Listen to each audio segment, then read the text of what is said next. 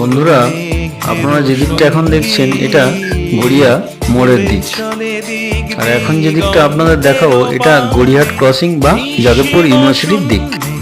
হ্যাঁ বন্ধুরা, আমি এখন চলে এসেছি দীনবন্ধু এন্ড্রুজ কলেজে। এই কলেজটি প্রতিষ্ঠিত হয় 1956 সালে।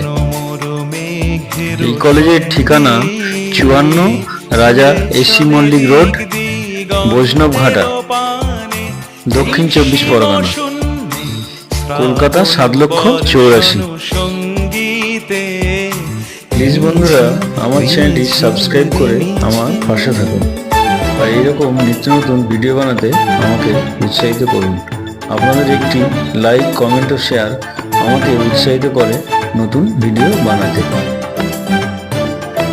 তাহলে আজকের মতো টাটা, দেখা হচ্ছে পরবর্তী মিনি ব্লগে।